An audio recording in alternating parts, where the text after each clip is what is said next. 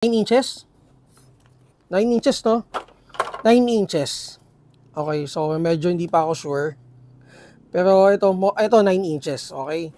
So G&G Wild Hog CM 9 inches. And then yung isa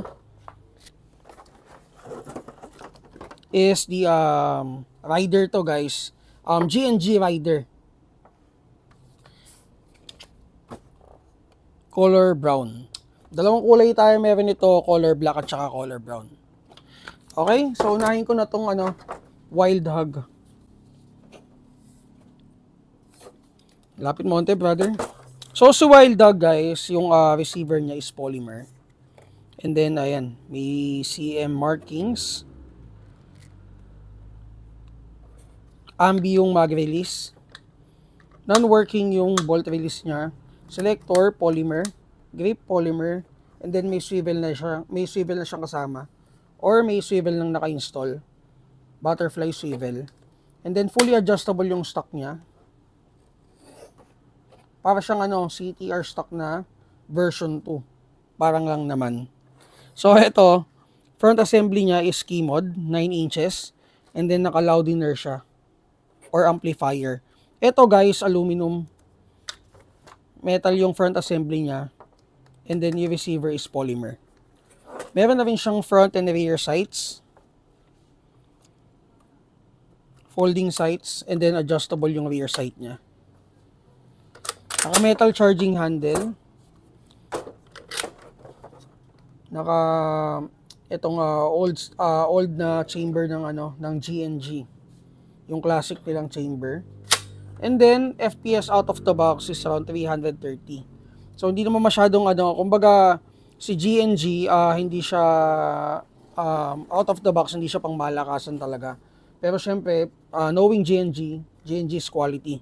Isa yun sa mga quality sa market, out of the box. Kung ang laruan nyo is, lang, or hindi lang in terms of internal parts, pati yung outer, niya, quality si G&G talaga. Yun nga lang, medyo mababa yung FPS. Kung naghahanap kayo ng mataas na FPS out of the box, mag-ENC kayo.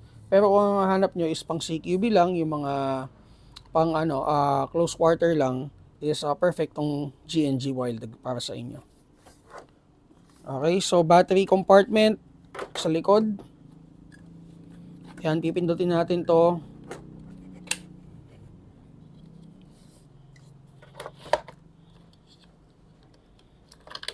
Yan, guys, may ETU siya. And then may fuse na rin. Ngayon, ang recommend ko, guys, kung wag yung tatanggalin to, kasi pag tinanggal nyo to, usual, tinatanggal nila pagka yung mga JG, ayan, walang mga ETU kasi yan eh. Pero pag may ETU kayo, guys, wag yung tatanggalin to. Magtaas na lang kayo ng ampere nito. Kasi, pag wala na to, wala nang sasalun ng nung sa battery, if ever na may mangyaring or malfunction, ganun.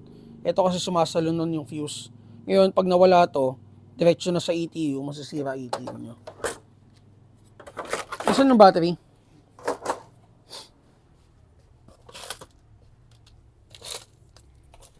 Tamiya ba to? Ayan, Tamiya.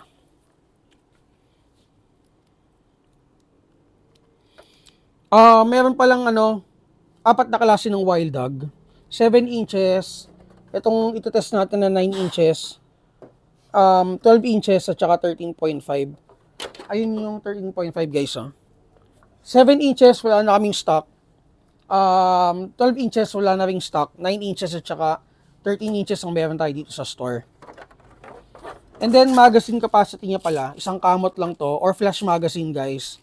300 rounds to, na PMAG ng G&G. And yung nasa gitna niya, rubberized, ito. Sige, test natin. Ayan.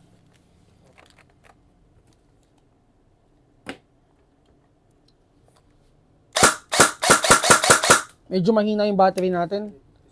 Ayan, so nasa 357. Malakas na to kasi ibang G&G natin nasa mga 330 lang, ganun, 350. Auto.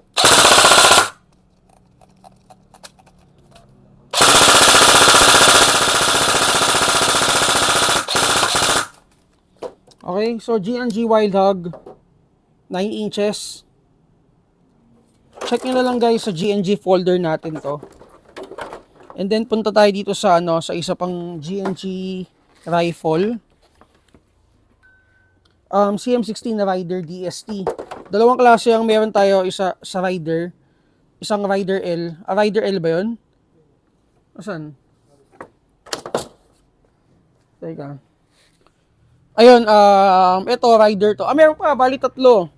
Etong CQB yung ayun yung mahaba guys. So, teka. Ito. Meron tayo nito black at saka black at saka ito, itong color tan. And then may black din tayo dito para dito. And then meron pang isa yung ito nga para Rider L. Yung M-lock yung M-lock yung handguard niya. Basta yun, meron pa isa nito. Okay? So ito, ayan, polymer yung polymer yung receiver niya. Polymer din yung front assembly. Naka-triangle sights, may swivel, and then naka-quad rail. Sights, adjustable yung sights niya sa likuran. And then naka-metal charging handle. Hindi bumababa yung Hindi talaga bumababa to. Okay. So ayan guys, same din yung chamber niya. And then internal parts the same din. Pero wala tong ETU guys. Kumbaga entry level to for GNG units. Nasa yata to 10.5 guys. Same dun sa mahaba. And then naka 1 point swivel siya. Or isang side lang na swivel. And then regular na trigger. Plastic na small parts. And then di siya naka ambi na mag release. Regular mag release lang din siya. And then naka-ring stock version 1 siya. Fully adjustable. Okay, so babalahan na natin. Check natin kung ilang FPS din out of the box. Ayan, medyo siya. Masikip. Ayan, lang siya. Fuse lang siya.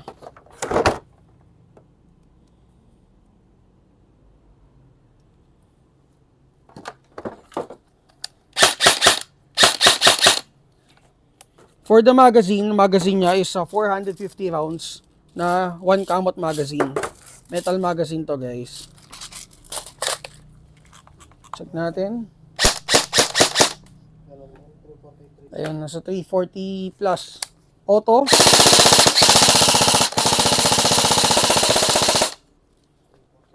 Ayan. So, nasa 340 out of the box. GNG Rider. Check nyo na lang guys sa Google Drive natin. Again, may color black tayo at saka itong color tan. Na tinest natin.